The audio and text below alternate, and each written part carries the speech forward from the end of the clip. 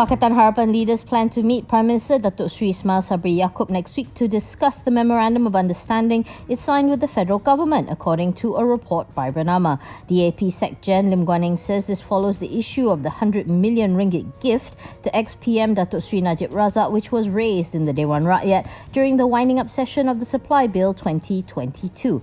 Lim says he has already discussed with opposition leader and PKR President Datuk Seri Anwar Ibrahim and Amanah President Muhammad Sabu, and they were in agreement that the matter is not in line with the MOU. However, in a press conference in Melaka, Najib says he has decided to withdraw his request for a plot of land and housing reportedly valued at 100 million ringgit as part of his entitlement as a former Prime Minister. Najib says he rejected the offer for the sake of the people and so that it doesn't become an issue for the Melaka polls taking place on Saturday. This follows the dissolution of the Melaka State Assembly on October 4th after 4 assemblymen withdrew their support for the leadership of Chief Minister Datuk Seri Sulaiman Muhammad Ali.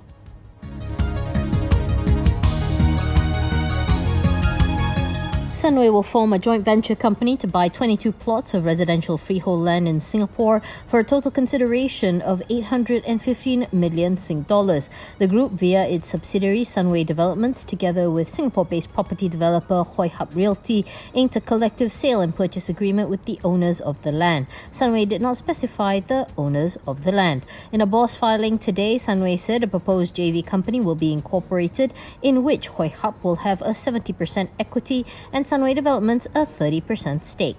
According to Sunway, its subsidiary's cost of investment in the JV is estimated to be about 140 million Sing dollars. The property is located at Tiam Su Avenue in Tanjong Katong. It currently comprises landed residential units with a total land area of approximately 263,794 square feet. The plan is to turn it into a new private residential development with an allowed plot ratio of 2.8 times. The proposed project is expected to contribute positively to Sunway's earnings from the financial year ending December 31st, 2024 onwards.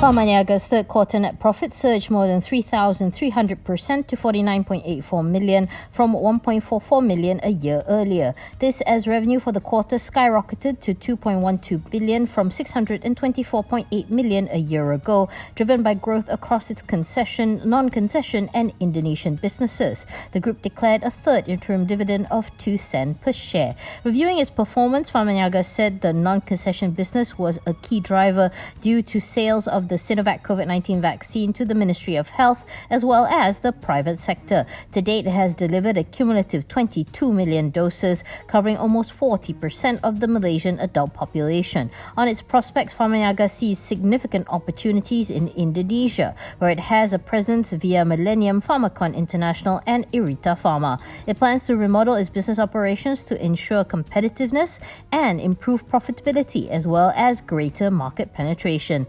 These strategies, the group said, will be supported by stronger advertisement and promotion activities.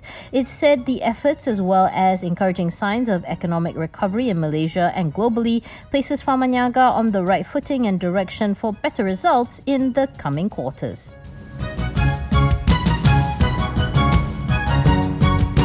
The MACC says Singapore recently returned to Malaysia about $864,813 linked to the 1MDB scandal. The money had belonged to former SRC International Chief Executive Officer Nik Faisal Arif Kamil. This is in addition to the $15.4 million in assets that the Republic returned previously, involving the accounts of cutting-edge industries owned by Dr. Taufik Aiman, the husband of former Bank Negara Governor Tan Sri Dr. Zekti Atta Aziz, and ex-broker Samuel Goh.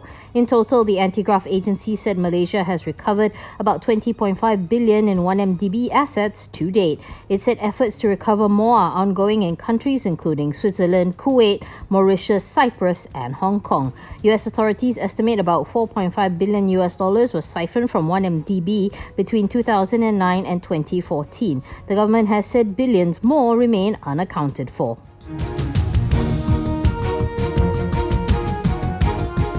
Igm Plantations returned to the black for the second quarter of FY22, posting a net profit of 101 million compared with a net loss of 1.04 million in the second quarter of FY21. This was thanks to higher commodity prices coupled with the increase in fresh fruit bunch production. Revenue for the quarter rose 42% to 299.8 million, mainly due to the recovery of FBB production in its Indonesian operations.